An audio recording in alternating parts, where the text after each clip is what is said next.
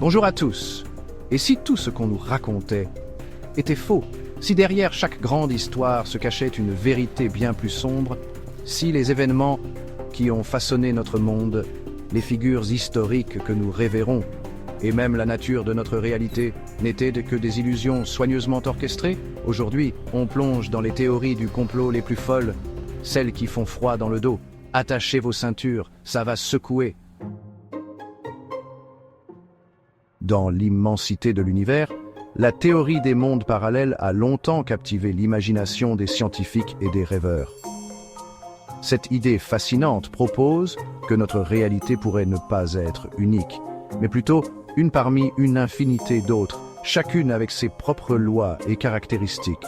Et si notre réalité n'était qu'une parmi une multitude d'autres, des mondes où les événements se déroulent différemment, où les choix que nous n'avons pas faits prennent vie. Certains physiciens théoriciens suggèrent que l'existence de ces univers parallèles pourrait être une conséquence inévitable des lois de la mécanique quantique. Selon cette théorie, chaque décision prise crée une nouvelle branche de réalité. Imaginez des versions alternatives de nous-mêmes, vivant des vies légèrement différentes ou radicalement opposées dans des mondes presque identiques aux nôtres. Ces versions parallèles pourraient avoir des expériences et des souvenirs totalement distincts. Et s'il était possible de franchir le voile ténu qui sépare ces réalités, pourrions-nous un jour voyager entre ces mondes parallèles et découvrir des versions alternatives de notre propre existence? Des témoignages troublants suggèrent que certains individus auraient pu, involontairement ou non, traverser ces frontières interdimensionnelles. Ces récits évoquent des expériences étranges et des souvenirs qui ne correspondent pas à notre réalité. L'un des exemples les plus frappants de ce phénomène est l'effet Mandela, un mystère qui a déconcerté les chercheurs et alimenté les conversations en ligne pendant des années. Ce phénomène se manifeste par des souvenirs collectifs d'événements qui ne se sont jamais produits. Des millions de personnes partagent des souvenirs vifs d'événements qui, selon les archives historiques, ne se sont jamais produits. Ces souvenirs partagés défient la logique et soulèvent des questions sur la nature de notre réalité. Prenons l'exemple du logo de Pikachu, le célèbre Pokémon. Ce personnage emblématique est au cœur de nombreux souvenirs divergents. Beaucoup de gens se rappellent clairement d'une queue noire sur ce personnage emblématique, alors que le design original n'a jamais comporté cette caractéristique. Cette divergence de souvenirs est un exemple parfait de l'effet Mandela. Autre exemple troublant, la mort de Nelson Mandela. Ce leader emblématique est souvent cité dans les discussions sur les souvenirs divergents. Un nombre surprenant d'individus affirment qu'il est décédé en prison dans les années 1980, alors que son décès réel a eu lieu en 2013. Ces souvenirs contradictoires continuent de fasciner et de troubler ceux qui les partagent. Depuis des millénaires, l'astre nocturne a captivé l'humanité. Sa lueur argentée, ses cycles réguliers et son influence gravitationnelle ont inspiré mythes, légendes et explorations scientifiques. Mais que se passerait-il si la Lune n'était pas ce que nous croyons? Et si, derrière son visage familier, se cachait un secret colossal? Certains théoriciens de la conspiration avancent une hypothèse audacieuse. La Lune ne serait pas un corps céleste naturel, mais plutôt une base extraterrestre gigantesque, dissimulée sous un camouflage parfait. Pourquoi les extraterrestres choisiraient-ils de construire une telle structure à proximité de la Terre? Les raisons avancées sont nombreuses. Certains suggèrent que la Lune sert de poste d'observation idéal pour surveiller l'humanité à son insu. D'autres pensent qu'elle abrite une civilisation souterraine technologiquement avancée, dont l'existence est soigneusement dissimulée aux yeux du public. L'une des raisons les plus souvent évoquées pour étayer cette théorie est la taille anormalement grande de la Lune par rapport à la Terre.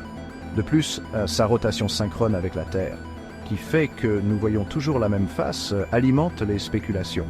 Et si cette synchronisation parfaite était intentionnelle, visant à dissimuler une activité extraterrestre intense sur sa face cachée? Depuis l'aube de la civilisation, l'humanité a cherché à comprendre la forme et la nature de notre monde. Les premières civilisations ont observé les cieux, tracé des cartes et formulé des théories pour expliquer leur environnement. Les premiers explorateurs, bravant les océans inconnus, ont rapporté des observations qui ont progressivement conduit à la conclusion que la Terre n'était pas plate, comme on le croyait auparavant, mais plutôt sphérique. Ces voyages audacieux ont permis de cartographier de nouvelles terres et de découvrir des phénomènes naturels qui ne pouvaient être expliqués que par une Terre ronde. Cette découverte, confirmée par d'innombrables observations scientifiques et photographies prises de l'espace, est aujourd'hui largement acceptée par la communauté scientifique et le grand public. Les images de la Terre, vues de l'espace, capturées par des satellites et des astronautes, offrent une preuve visuelle indéniable de sa forme sphérique. Cependant, une théorie alternative, aussi ancienne que controversée, continue de persister dans les marges de la pensée contemporaine, la théorie de la Terre plate. Cette idée, bien que largement discréditée, trouve encore des adeptes qui remettent en question les preuves établies.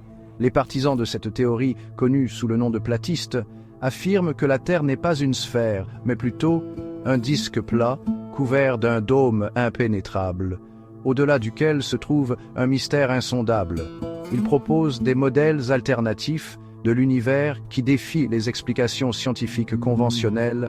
Selon eux, toutes les preuves qui semblent contredire leur vision du monde, des images satellitaires aux témoignages des astronautes, ne sont que des fabrications élaborées, perpétrées par des organisations secrètes désireuses de nous maintenir dans l'ignorance.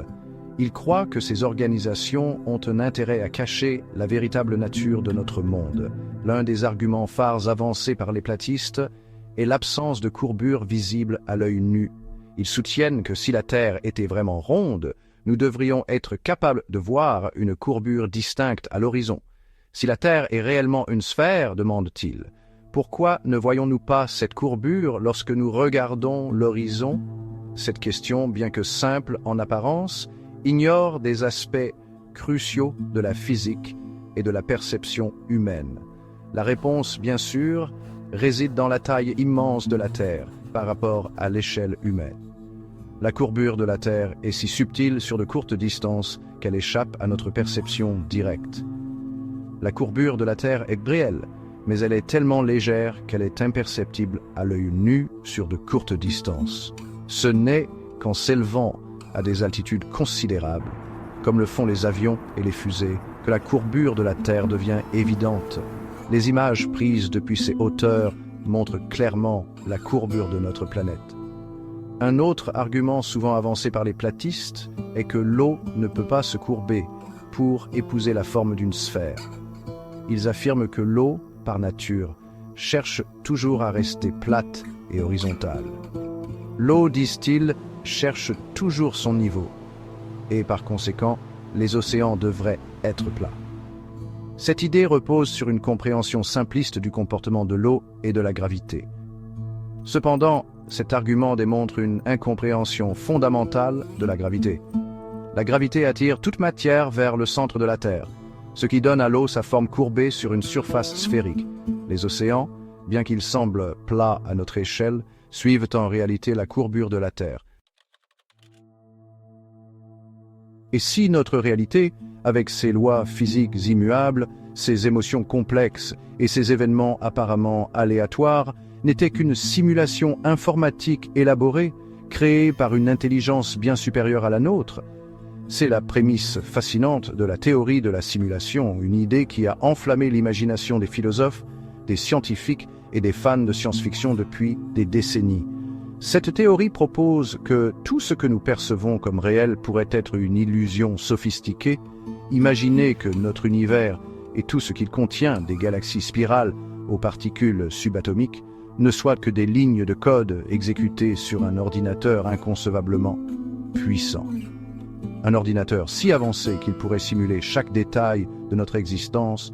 Dans ce scénario, notre existence serait comparable à celle des personnages d'un jeu vidéo très réaliste où chaque interaction et chaque émotion sont programmées, nos pensées, nos actions et nos relations étant gouvernées par des algorithmes et des paramètres définis par les créateurs de la simulation.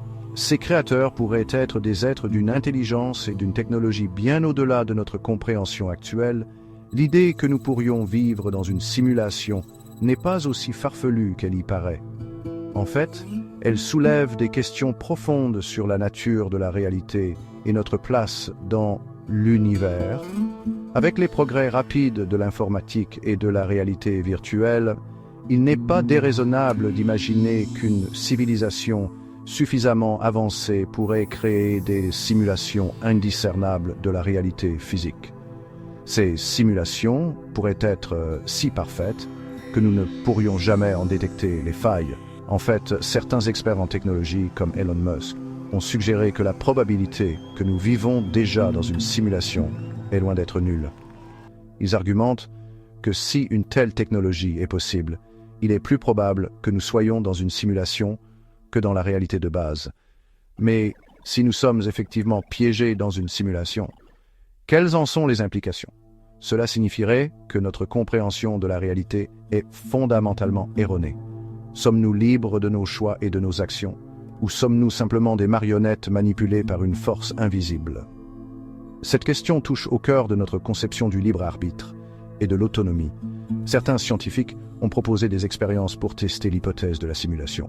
Ils cherchent des moyens de détecter des anomalies dans notre réalité qui pourraient indiquer une nature simulée. L'une de ces idées consiste à rechercher des artefacts ou des bugs dans notre réalité, des erreurs qui pourraient trahir la présence d'un programme sous-jacent, des anomalies qui pourraient révéler la nature simulée de notre univers.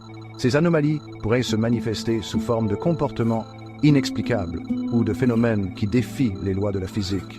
Par exemple, des physiciens sont observés que le comportement des particules subatomiques semble changer en fonction du fait qu'elles soient observées ou non. Un phénomène qui pourrait suggérer une sorte de rendu sélectif, comme si notre univers était un programme informatique optimisé pour ne rendre que les éléments nécessaires. Cette idée ouvre la porte à des possibilités infinies et à des questions encore plus profondes sur la nature de notre existence. Alors, laquelle de ces théories vous fait le plus douter? Laquelle de ces histoires a fait vibrer la petite voix dans votre tête qui se demande « et si c'était vrai ?» Et surtout, à quoi ressemblerait la vérité si on la découvrait un jour? Seriez-vous prêt à l'accepter, quelle qu'elle soit? Dites-moi en commentaire. Si cette vidéo vous a plu, lâchez un like, abonnez-vous et activez la cloche. Qui sait, peut-être que YouTube essaiera de cacher cette vidéo. À bientôt pour de nouvelles révélations.